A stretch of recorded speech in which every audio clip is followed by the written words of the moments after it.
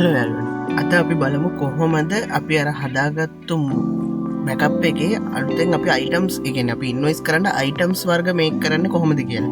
Cube එකෙන් ඔයගොල්ලෝ දැනුවත් ඇති සාමාන්‍යයෙන් අයිටම් වර්ග කීපයක් අපිට මේක් කරන්න පුළුවන්. අද අපි බලමු මේ අයිටම් වර්ග මොනවද, ඒවා කොහොමද ක්‍රියේට් කරන්නේ, ඒ වගේ දේවල් අපි අද බලමු.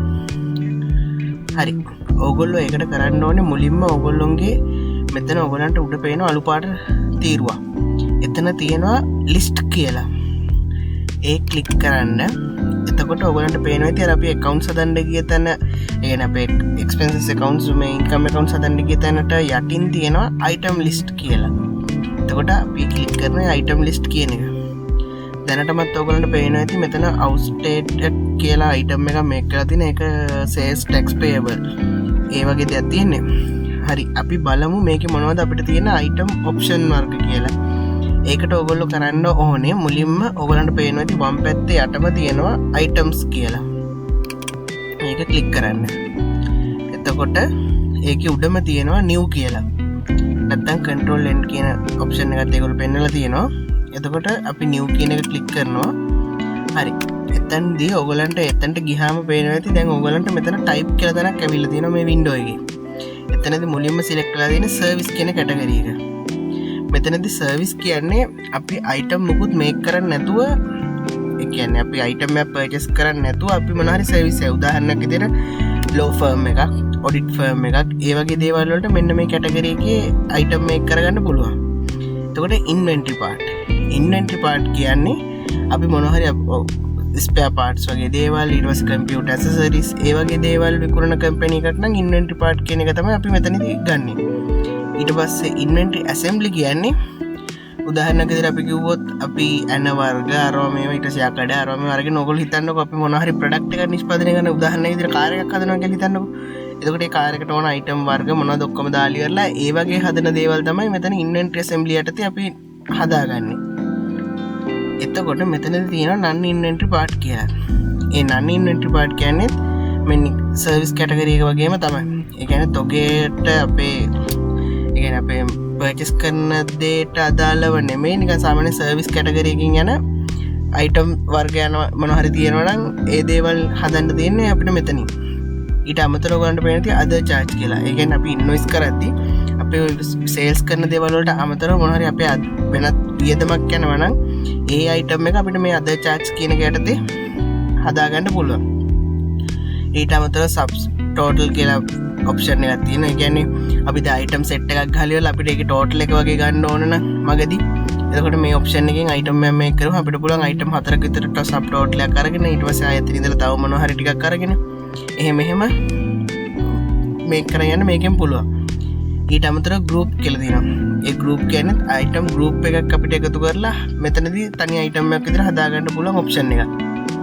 ඊට අමතරව ඔයගලන්ට පේනවා ඇති ඊට යටින් තියෙනවා discount කියලා.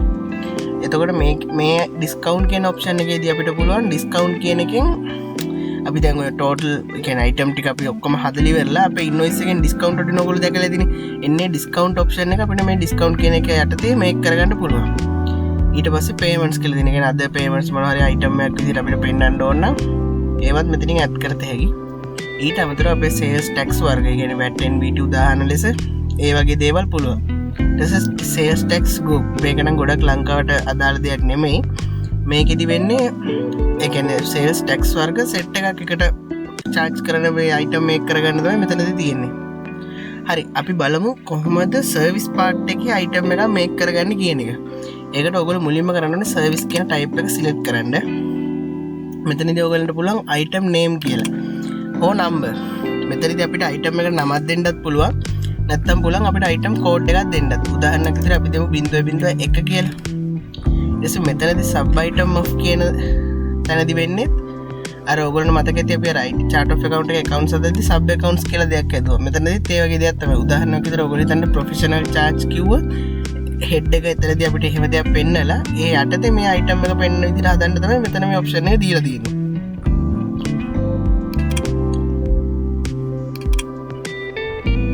මෙතනදී මම දැනට ඒ ඔප්ෂන් එක පාවිච්චි කරන්නේ නැහැ. අපිට ඉස්සරහට පුළුවන් මේක යටතේ මේ එන විදිහට පාවිච්චි කරන්න.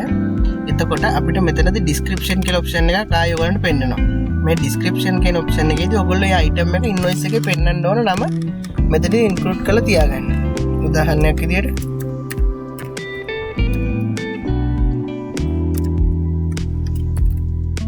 service fee මම එහෙම ඇඩ් කරලා තියාගන්නවා මගේ item එකේ name එක විදියට. එතකොට මෙතනදී අපිට පුළුවන් fixed rate එකක් ඕන නම් ඇඩ් කරලා තියාගන්න.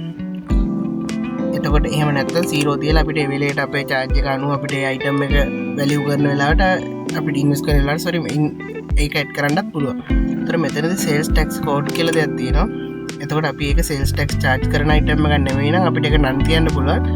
VAT වගේ දෙයක් නම් liable වෙන දෙයක් නම් ඒක අපිට මෙතන tax sales කියන එක හෝ අපි නැත්නම් VAT item එක create කරපුවාම ඒ අදාළ tax type එක අපිට මෙතනින් code select කරලා දුන්නාම හරි. දැනට මම ඒක නම් තියලා ඉස්සරහට යනවා. ඊට පස්සේ ඔයගලන්ට පේනවා ඇති මෙතන accounts කියලා option එකක් තියෙනවා.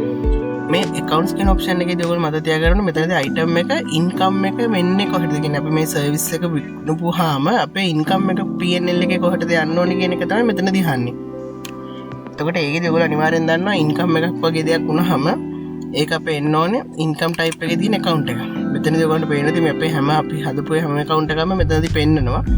එතකොට අපි ඒකට මෙතන අපේ income එක ගන්න මේ service fee කියන එක. ඒතර අපි මෙතනදී දෙනවා sales income කියන category එක. දීලා ඔයගලන්ට මෙතනදී okay කරන්න පුළුවන්. එහෙම නැත්නම් තව මෙතනදී item එකක් හදනවා නම් ඒක next කරන්නත් පුළුවන්. දැන් ඒක ඔයගලන්ට save වෙලා තියෙනවා පේනවා. අපි බලමු දැන් inventory part එකේ item එකක් හදාගන්නෙත් කොහොමද කියලා. ඒකට අපි යනවා inventory part කියන එකට. එතකොට එතනදී පේනදී ගොඩක් option දිගහැරිලා තියෙනවා. ඒ කියන්නේ සෑහෙන විස්තරයක් මේකෙදි ඉල්ලනවා. මෙතනදිත් ඔයගලන්ට පුළුවන් inventory name කියන තැනදී අපිට inventory number එකක් දාගන්න පුළුවන්. මෙතනදී පුළුවන් සාමාන්‍ය අපේ ලොකු inventory මේකයක් කරනවා නම් ඒක අපිට category කරලා ඒ වගේ දේවල් කරලා ඔයගොල්ලෝ දැකලා ඇතිනේ. ඒ වගේ විදිහට අපිට ගන්න පුළුවන්. අපි දැනට ගමු මෙතනදී 1000 වගේ number එකක් අපි දාමු. මෙතනදී sub item of කියන තැනදී අපිට ඒ දේ අර sub account එකක් විදිහට මේක පෙන්වන්න පුළුවන්. ඊට පස්සේ මෙතනදී ඔයගලන්ට පේනවා ඇති manufacturers part number කියලා දෙයක් තියෙනවා. ඔයගොල්ලෝ උදාහරණයක් විදිහට හිතන්න අපි කාර් එකේ air filter එකක් කියලා. එතකොට සාමාන්‍යයෙන් manufacturer දෙනවා ඒකට ඔයගොල්ලෝ දැකලා ඇති සාමාන්‍යයෙන් air filter oil filter වගේ දේවල් මොන හරි දෙයක් ගත්තොත් ඒකට අනන්‍ය number එකක් තියෙනවා. සාමාන්‍යයෙන් C220 C300 ඔය වගේ numbers තියෙනවා. එතකොට අපිට පුළුවන් මේ manufacturer recommend කරලා තියෙන item එකක් අපි දන්නවා නම් ඒ item part number එක අපිට මෙතනට දාන්න පුළුවන්. එතකොට අපිට ඒක හදිස්සියට find කරන වෙලාවකදී වගේ අපිට ඒක සෑහෙන්න වැදගත් වෙනවා customer ට දැනගන්න. ඒ වගේ දේවල් වලදී වැදගත් වෙනවා. ඊට පස්සේ ඔයගලන්ට ඊළඟට පේනවා ඇති purchase information කියලා දැන. මෙතනදී purchase information එතනදී යට තියෙන description on purchase transaction. මෙතනදී කියන්නේ අපි මේ item එක enter bill එක එහෙමත් නැත්නම් අපි මේ bill එක GRN කරනවානේ මේ item එක. එතකොට මේ item එක GRN කරද්දී අපි මේක bill එක enter කරද්දී ඒ bill එකට මේ item එක අපි දැන් 1000 කියලා ගහපුවම මෙතනදී පෙන්වන්න ඕන නම මොකක්ද කියන එක තමයි මෙතනදී අහන්නේ. ඔයා උදාහරණයක් විදිහට හිතන්න මම දානවා air filter කියලා දාලා මට ඕන නම් මෙන්න මේ නම්බර් එකත් මම අගිස්සින් දැන ගැනීම පිණිස මෙතනින් මම නිකමට කොපි කරලා තියෙනවා. ඒක එක එක කම්පැනිස් වල ඒගොල්ලෝ කරගෙන යන විදිහ වෙනස්. සාමාන්‍යයෙන් එක එක විදිහට තියෙන්නේ. ඒතර ඔයාලට පේනවා ඇති මෙතනදී sales information කියලා දැනටත් ඒක auto fill වෙනවා. එතකොට මෙතනදී sales information කියන දැනටත් අපෙන් අහන්නේ invoice එකේදී මේ item එක පෙන්වන්න ඕනේ. කියන්නේ අපි 1000 කියලා ගැහුවාම මොකද්ද පෙන්වන්න ඕන නම කියන එක තමයි මෙතනදිත් අපි දෙන්න ඕනේ. මෙතනදී air filter කියලාම ඇවිල්ලා තියෙනවා. එතකොට අපි මෙතනදිත් මම මේ නම මෙතනට ඇඩ් කරගන්නවා. ඊට අමතරව ඔයගලන්ට පේනවා ඇති cost කියලා දැනක් තියෙනවා. එතකොට මෙතනදී ඔයගොල්ලෝ මතක තියාගන්න ඕනේ මේකේ ඒ කියන්නේ අපි supplier එකෙන් අපි මේක purchase කරන value එක. ඒක fix දෙකක් වෙන්නත් පුළුවන් සාමාන්‍ය වෙනස් වෙන්නත් පුළුවන්. අපි නිතරම purchase කරද්දී අපිට ස්ථාවර fix cost එකක් තියෙනවා නම් අපි ඒක මෙතනට include කරලා තියාගන්න. එතකොට ඔයගලන්ට ඉස්සරහට bill enter කරද්දී automatically ඒ amount එක එතනට එනවා. වෙනසක් වුණොත් අපිට ඒ වෙලේට වෙනස් කරගන්නත් පුළුවන්. මෙතනට ආයෙ එන්න ඕනේ නැහැ. එතකොට අපි නිකන් හිතන්නකො මෙතනට අපි දාමු 2000 කියලා. එතකොට එහෙම දාලා අපි යනවා ඊළඟට ඔයගලන්ට පෙන්නනවා COGS account. ඒ කියන්නේ cost of goods sold account එක. මෙතනදී ඔයගලන්ට පුළුවන් මේ item එක විකුණපුවාම මේකේ පිරිවැය යන්න ඕනේ. කියන්නේ P&L එකේ පිරිවැය කොතනද පෙන්වන්න ඕනේ කියන එක. මෙතනදී අපිට පුළුවන් ඕනනම් දැන් මේකේ දීලා තියෙන cost of goods sold කියන account එක විතරයි. අපිට ඕනනම් පුළුවන් මේකේ spare part එක ගන්න. ඒතර මේකේදී අපි හදාගන්න පුළුවන් spare part cost. ඒ වගේ cost of goods sold එකේ type එකක් හදලා අපිට ඒක දාන්න පුළුවන්. දැනට මම cost of goods sold එකේ මේ mode එකම තියෙනවා. එතකොට preferred vendor කියලා දැනගුත් මෙතනදී තියෙනවා. ඒ කියන්නේ අපි මේ item එක ගන්න අපේ fix supplier කෙනෙක් අපිට ඉන්නවා නම් අපිට පුළුවන් මේ supplier වත් මෙතනදී fix කරලා තියාගන්න. මම හිතනවා ඔයාලට පැහැදිලි ඇති කියලා මොන හරි ගැටලුවක් තියෙනවා නම් මට කමෙන්ට් කරන්න මේකට. මෙතනදී අපි දැන් මේ option එක අපිට කියන්නේ vendor අපි දන්නවනම් vendor අපි select කරලා තියෙනවා. මම දැන් මේ sample text හදලා තිබ්බ campaign එකක් තියෙනවා. ඒක දානවා. මෙතනදී පුළුවන් sales price. ඔයාලා හිතන්න දැන් අපි මේකට සාමාන්‍යයෙන් 2000යිනේ. එතකොට අපි මේකට සාමාන්‍යයෙන් එක එක කම්පැනිස් වල ඇති 115 මාජින් තියෙනවා, 120 මාජින් තියෙනවා, 25 තියෙනවා, සමහරු 30 තියෙනවා. එතකොට මේ මාජින් එක අපිට බලලා මෙතනදී අපිට ඒක ඇඩ් කරලා තියාගන්න පුළුවන්. ඒ කියන්නේ අපි මේ item එක sale කරන price එක අපිට මෙතනදී ඇඩ් කරලා තියාගන්න පුළුවන්. එතකොට ඔයගලන්ට ලේසි invoice එක ගහලා ඔයගොල්ලෝ item code එකට 1000 කියලා ගහපුවාම මේ ඔක්කොම auto fill වෙලා මේ sales price එකත් fill වෙනවා. ඔයගලන්ට තියෙන්නේ quantity එක දාන්න විතරයි ඊට පස්සේ. මෙතනදී මම දැනට මේක 2500ක් කියලා දානවා. එතකොට ඔයාලට පේන ඇති sorry මෙතන 25 වෙන්නේ.